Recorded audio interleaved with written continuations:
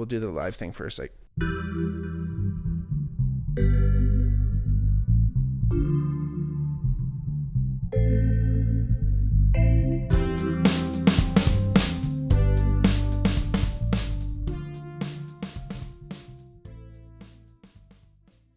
So it's almost like maybe it's like this whole thing started, tens of thousands of years ago, however long we've been doing agriculture. Right. Where that was the thing. If you were a farmer, you had 10 kids because you needed someone to work. And it wasn't even like, oh, it's cheap labor. It's just like, this is what you do. Well, that was the societal evolution from hunter-gathering to farming communities. Exactly. And that domestication of plants and animals is what allowed the other roles within a society to develop. Precisely. Right. And it's... I take that from a great book, Guns, Germs, and Steel. I don't know if you read that. 100%. That's what I was just thinking of. That book is awesome. Phenomenal. So it's super important, but also again, we didn't know back then. Nope. We didn't know the negative that we would have on the planet by monocrop agriculture. Sure. Right? We're just starting to realize that now. Well, even in Guns, Germs, and Steel, the things that we have domesticated, remember him saying, he's like, we tried all these other ones. Like these are the ones that actually work. Right. So that's the knowledge that's passed down, and they don't think tens of thousands of years into the future being like, for sure, that's the only thing we're gonna have. Like, again, you're back to how many species of bananas did we lose because that naturally genetically modified? That was the good one. That was the good one. Yeah. And it was that one was the ripest, and that's the one I'm going to plant for my next tree. Exactly. And it's.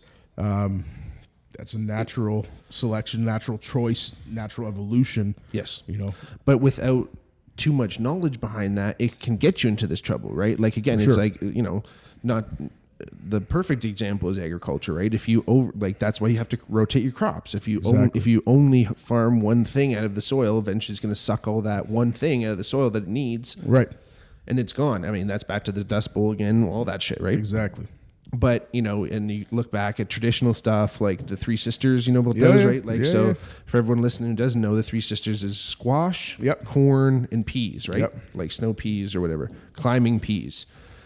And the corn gives a place for like the peas to climb. Yep. The squash like covers the ground and keeps it moist. And then all three of them between nitrogen, potassium, and phosphorus, they all kind of like interchange what they need and they give back, and like so you can all have this. And this is like an old Native American process, and I can't remember exactly what it's called in the native language, but that's where it came from, right? Like, and that was the whole idea. It's super cool, but that's an environment, that's an ecosystem, that's a farm in balance, and it's being farmed in a way that nature intended it to be farmed, and there's definitely animal integration as well that's a part of that ecosystem.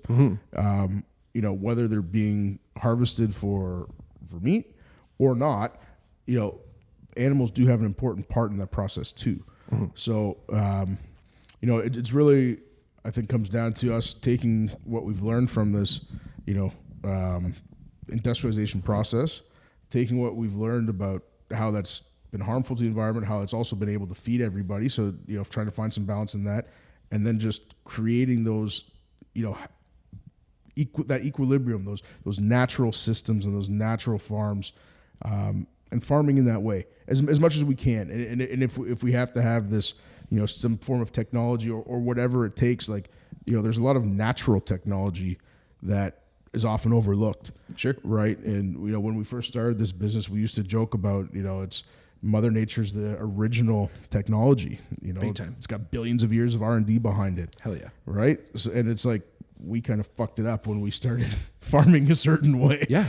Well, it's that hubris, right? Like that's like, one of the biggest things that we at least as humans say is a mark of intelligence is how we can change our environment. Right. We're one of the few species on the planet, and you can find other species that do build things, and like, there's lots of birds and things like that that do alter their environment.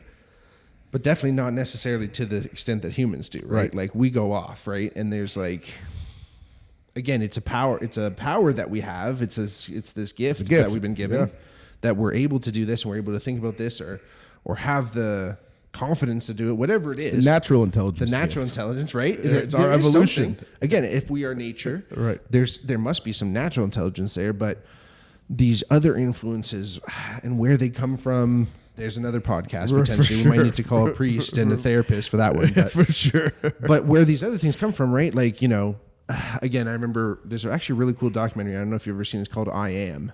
It's a little woo-woo, but it's pretty cool. So Tom Shadyac actually directs it. So he's the same guy who did Bruce Almighty. He did all the Ace Venturas, the 2 Ace Venturas. He did a bunch of stuff with Jim Carrey. He's just like, classic, just like a comedy dude, like really smart though, was an athlete, like played in college, like was a good basketball player actually. Nice. Just like super type A, go for it, even though he's, wasn't like a fiend, but he was just like, I want to be successful, and became a successful director, obviously. Did really, really well, had, the big mansions, everything that you asked for, but he wasn't really feeling it. There's all these different things, but regardless, he was riding his bike one day and he crashed his bike, fell off his bike, hit his head, and got post-concussion syndrome. So if you know anything about PCS, post-concussion syndrome is essentially just like a long, elongated concussion, right? And you're just like, it's like you're just stuck with those symptoms. And some people's doesn't actually clear. Like if you were diagnosed with it, they're like, we don't know when it's going to clear up. It might not. Unfortunately, a huge suicide rate with it, brutal, like people go in hyperbaric chambers, they go across the world, all this kind of stuff, right? So Tom Shadyac was in a bit of a jam, and just like started kind of soul searching and finding all this stuff and talking to all these interesting people. Anyway, really cool. Like talks to Desmond Tutu, he talks to Noam Chomsky, he talks to like all these heads. Is this on Netflix? I don't know where it is right now. Okay. Honestly, you might even find it on like YouTube these days, because it's pretty old, and it's just called I Am. And the reason he calls that is because there was some old scholar from the 1800s or something, and he wrote this like open letter to the president, or I don't even know, but it was like, what is wrong with the world today? I am is the answer. Oh, to cool. the thing. Yeah, interesting. But the way Shadyac looks at it is like, how can we but how else can we change it? Like, who is the one to change it? I also am. Exactly. And right? I am also what is right for the world. Precisely, right? Like, and you're in it just as much as you are it, right? And that's the interesting thing, right? And one of the interviewees, this one has always stuck with me. He talks about two different things, actually. One of them, which isn't the main point I'm trying to make, but one of them is cool, where he's like, there's a difference between life and like machine, where unfortunately we've approached human life, and in fact, same thing with agriculture, all these different things. We've approached a lot of these organic systems like they're machines, right? But there's a fundamental difference between machines, right? If you bring your family car to the mechanic, if he's a competent mechanic, he can take that down to every nut and bolt and tube and wire, and he can put it all back together. He can spread it out across the whole driveway, and he can put it back together, and you turn the key, and if he's competent, the thing's going to start. Now, if you do that with a dog or a cat or an animal, it's not going to happen. Yeah, even if you're the perfect fucking surgeon, the mechanic's not going to do it. But no, but even if you're the perfect veterinarian and you know exactly, and you know your anatomy, and you can put all those nerves, and it's Frankenstein, right? Like, it just, like, that's the whole idea of Frankenstein, is like, what is that spark of life? Because if Dr. Frankenstein is this world-renowned surgeon and he did put everything where it needs to be, what is the life force? But anyway, so that's like an interesting thought. And then another one is that at some point in life, like at one point everyone had, there was a hunter, and he would bring home the meat and give it to people, and then someone would cook it, and someone would protect, there was all these different people doing their thing. And at some point, like, the best hunter was like, I'm actually going to keep the best shit, and I'm going to put it in the best high mountain cave where only I can get it. And like somehow that happened, right? Mm-hmm. Now that's obviously a metaphor, but like, whatever drives that, who knows? But if we can, again, get to a place where, and it is demanding of amazing people. Like, you have to have great, generous, selfless people. Now, that's not necessary to say that they should, that you still can't pursue success that way. But it takes a certain type of person to really care enough and have that kind of actual foresight, and that, I don't even know if it's empathy, but like, again, it's empathy. It's empathy, right? That understanding of the human being, that there are some people that aren't going to be able to necessarily go get the best thing. Right. Exactly. And like, and that's okay. It's our duty to go get the best thing, right? Yeah. Like, and in fact, if it's the alpha dog, whatever, most of the time in nature, the alpha is the last person to make a decision. Right. Right. And in fact, they talk about this in IM as well. So keep quoting it.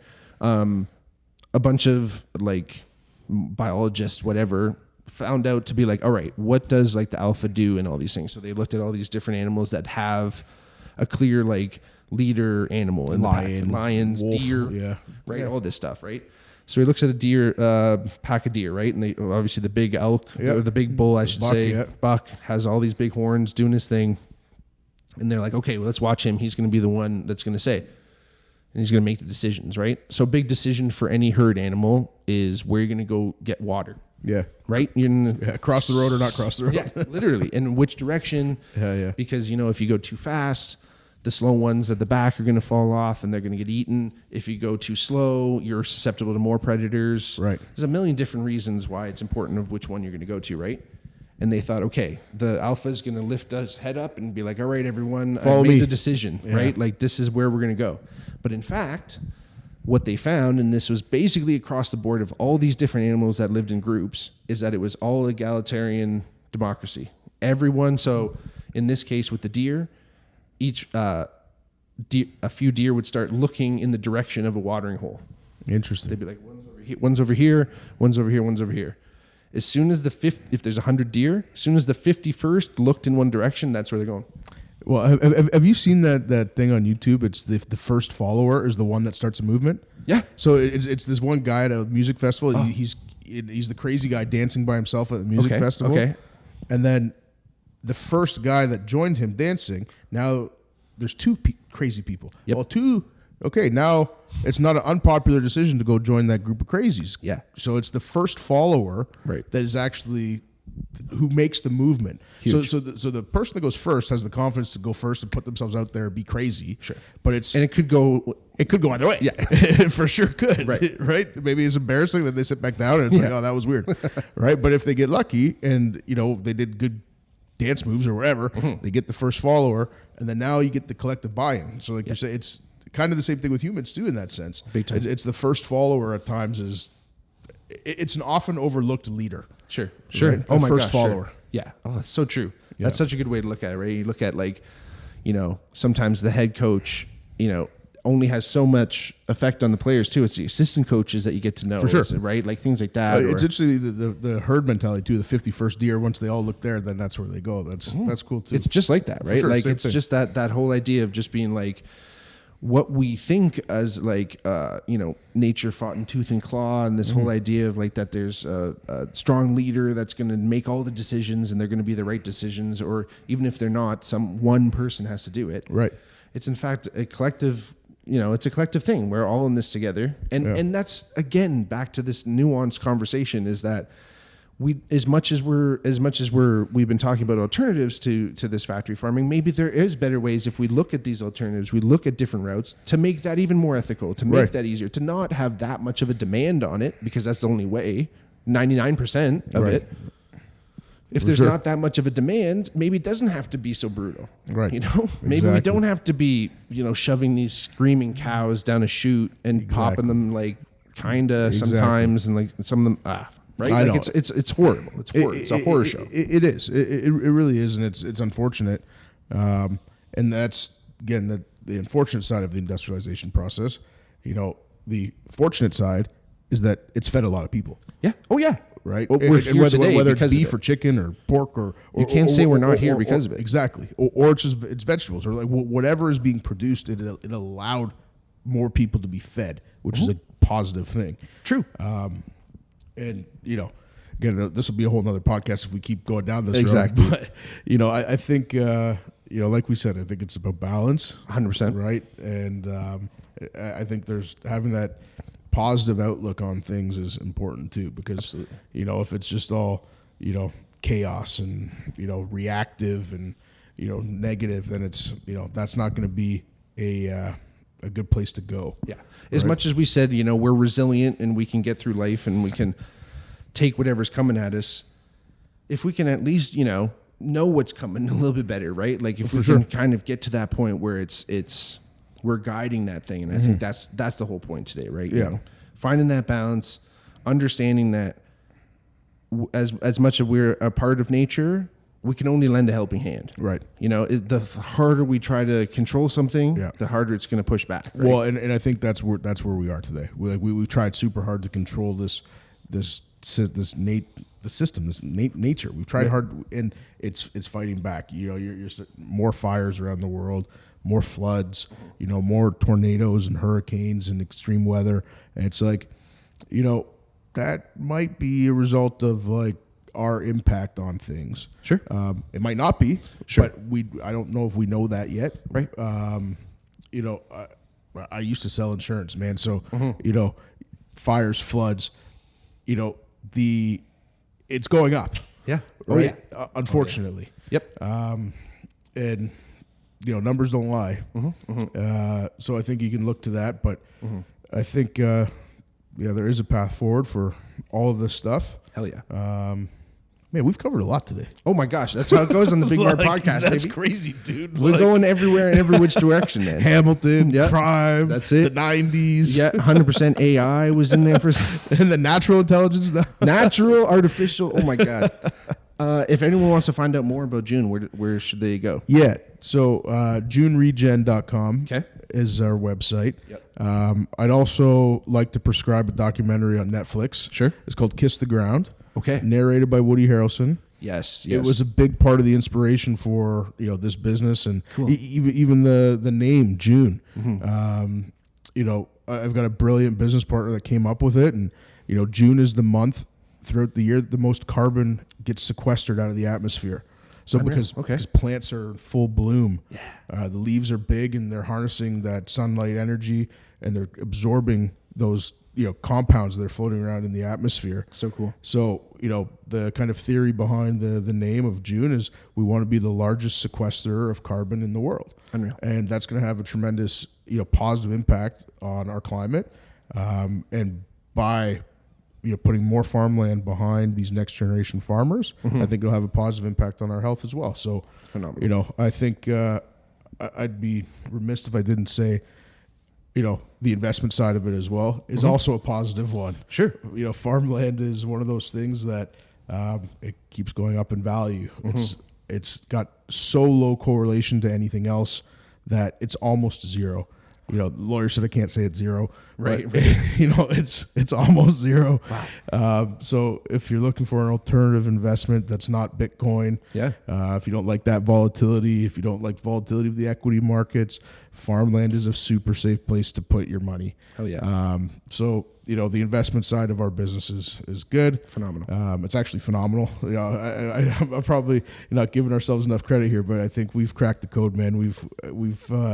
We've come up with a really interesting strategy that combines farmland and the development of carbon credits through regenerative agriculture and the sale of those carbon credits to Fortune 500 companies that are trying to achieve net zero targets. Yeah. We're doing all of that while producing more food that's healthier for all of us and having a positive impact on the planet. And it's kind of one of those, like, we check all the boxes. Yeah. And I'm fortunate that my business partners and everybody that's been a part of this business, even you in the sense of sharing this story, right? Like that's what it takes. It takes everybody being a part of it. Yep. So, hey, it's one of those rare win-win-win scenarios, it is, right? Man. They really don't happen often, but when they do and you have your eyes open, you see them, right? And I think that's the biggest thing, right? Is like, if you're out there, you're promoting this stuff and people can see, and you're totally out and open how everyone can benefit. Right? For sure. No one's asking questions. What's going on here? What's really driving things? It's knowledge. It's understanding. And again, it's with a utopian goal, but yet with really strong business practices and behind fundamentals, it too, right? man. Fundamentals. The fundamentals are strong here, and that's like, I'd be remiss if I didn't mention those because from that investment perspective, it's strong. And then there's also, it's an investment you can feel good about. Okay. Like you're putting land behind next generation farmers, that are producing high quality, nutritious food that's not killing its consumers or the planet in its production. Yeah. So, again, we can probably have a whole nother podcast just on the investment qualities of this business. Absolutely. But it's all there. And, I appreciate you taking the time to put me on the show after I begged you. I'm like, yo, Mark, I got to be on this podcast, man. I got to help promote this business. Hey, happy to be here. Honestly, anytime we can continue to do it, I'm happy to go even further into it and really get into the nitty gritty. Awesome. For people who are listening right now, I'm sure people are interested. Yeah, they want to know even more, right? Yeah, like our Instagram page, like it's June Regenerative Ag. It's been set up as a place to just learn more. Okay. So like we're just sharing what we've learned. We're sharing kind of, what is a carbon credit. We're sharing what regenerative agriculture is. We're sharing also fun things. Like we host these farm to future events, where we bring together some expert panelists, in their discipline. And we talk about, food. We talk about carbon. We talk about wine. We talk about, like a butcher shop, my butcher that I go to weekly, like Jamie was a guest and he talked about what it's like to have a butcher that buys from farms like this. Cool. And it's, so like we, keep an eye out for those events that we host, and, attending those, you're going to learn something. If you can't attend, you can watch our Instagram. You might learn something there, or maybe even this podcast. It's been pretty philosophical, and, it's been entertaining just to be a part of it, man. Well, and this was important about, the longer form conversation too. Everything's all digested. Everything's all clips now. And again, you can find all that excellent information, but like when you get to know the person who's behind it, when you get to see some of how their mind works too, you feel even more comfortable too. For sure. So again, I'm sure you've eased a lot of people's feelings, or again, it's just like it's just introducing this in a way where it has nuance to it. Like, I think that's so important. I think how we approach it today is so important. If we can start moving that 1%, and it's not 99% anymore. If we can start moving it, it's not. We're not saying 99 has to go, right? It's about trying to find that balance, trying to find the milligram. Yeah, for sure, man. This has been awesome. Absolutely. Love it, dude. Thanks, brother. Thanks for coming on. Yeah. Thanks for having me here. Yeah, I know. This is a cool little set, too. Oh, fuck yeah. 100%. I know. We're going to have to set this up in the new place. Exactly. Excellent. I love it. Yeah, this office, Core Urban, shout out to them, too. They're great. Great landlords. And if you need a place to start your business, this is the spot. Check it out. Unreal. Thanks again. Right on. Thanks again. Here's to the first followers. Exactly. The first followers. Beautiful. Right on. All right. Thanks everyone. Thanks all for watching. Thanks for listening on. If you ever have any questions or anything, make sure you check out June Regenerative Ag. What's the Instagram handle again? June Regenerative Ag. At June Regenerative Ag. At June Regenerative Ag. The on website, Instagram. June Regen. So yeah, we're out there. Check it out. Find us here. Jordan McCarter. Thanks, my man. We'll see you next time. Love it. Mic drop. Let's do it.